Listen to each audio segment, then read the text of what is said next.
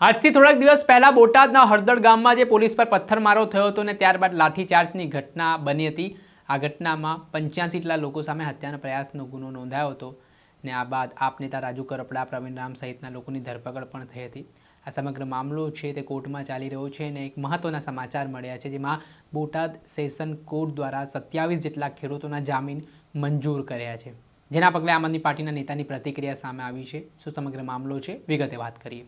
વૈષ્ણવજન તો તેને કહીએ જે પીડ પરાઈ જાનાને રે। નમસ્કાર દર્શક મિત્રો, નવજીવન ન્યૂઝમાં આપનું સ્વાગત છે। હું છું ફૈઝાન। આજથી થોડાક દિવસ પહેલાં બોટાદ જિલ્લામાં કડદાને લઈને જે ભારે વિરોધ થયો, બીજા દિવસે હળદળ ગામમાં ખેડૂત મહાપંચાયતનો કોલ આપવામાં આવ્યો। જોકે આ ખેડૂત મહાપંચાયતને મંજૂરી ન હોવાથી પોલીસ ત્યાં પહોંચે છે ને કંઈક માહોલ દોડાય છે ને પોલીસ પર પથ્થરમારો થાય છે। ત્યારબાદ પોલીસ લાઠીચાર્જ પણ કરે છે। આ બદલામાં આ ઘટનામાં 85 જેટલા લોકો સામે હત્યાનો પ્રયાસનો ગુનો નોંધાયો હતો, જેમાં આપ નેતા રાજુ કરપડા, પ્રવીણ રામ સહિત ખેડૂતોનો સમાવેશ થાય છે।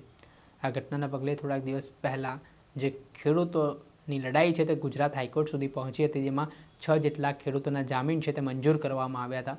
ત્યારબાદ આ બોટાદ સેશન કોર્ટમાં અન્ય ખેડૂતો છે તે જામીન માટે ગયા હતા, જ્યાં 27 જેટલા ખેડૂતોના જામીન છે તે મંજૂર કરવામાં આવ્યા હોય તે પ્રકારના સમાચાર મળી રહ્યા છે। ને આ બાબતના સંદર્ભમાં આમ આદમી પાર્ટીના મહામંત્રી સાગર રબારીની પ્રતિક્રિયા સામે આવી છે। તેઓ શું કહી રહ્યા છે તેમને સાંભળો। ખૂબ સારા સમાચાર આપતા આનંદ અનુભવું છું કે બોટાદમાં ખેડૂતોના થઈ રહેલા કડદા વિરુદ્ધ જે આંદોલન ખેડૂતોએ કર્યું અને ભારતીય જનતા પાર્ટીની સરકારે ભોગ બનનારા ખેડૂતોના પક્ષે રહેવાના બદલે કડદો કરનાર વેપારીઓનો પક્ષ લીધો, ખેડૂતો ઉપર કેસ દાખલ થયો। એ પૈકીના 34 ખેડૂતોની જામીન અરજી બોટાદ સેશન્સ કોર્ટમાં મૂકેલી હતી। એ 34 પૈકી 27 ખેડૂતોના જામીન આજે નામદાર કોર્ટે મંજૂર કર્યા છે।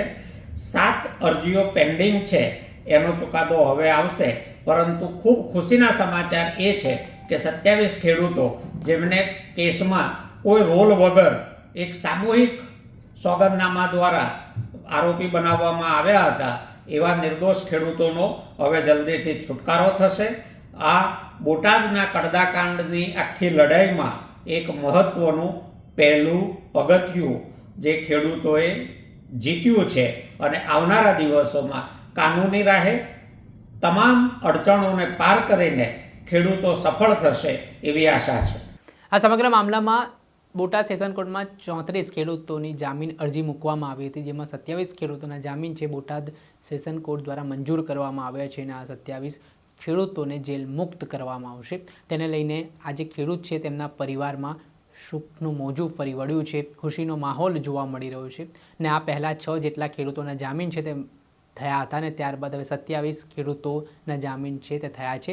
ત્યારે આગામી દિવસોમાં પણ જે જેલમાં બંધ આમ આદમી પાર્ટીના નેતાઓ છે અને અન્ય ખેડૂતો છે તેમના પણ જામીન થશે તે પ્રકારનો આશાવાદ છે તે આપ નેતાઓ દ્વારા વ્યક્ત કરવામાં આવી રહ્યો છે। પરંતુ આજે સમગ્ર મામલો સામે આવ્યો હતો તે બાદ હવે ખેડૂતો માટે એક રાહતના સમાચાર માનવામાં આવી રહ્યા છે।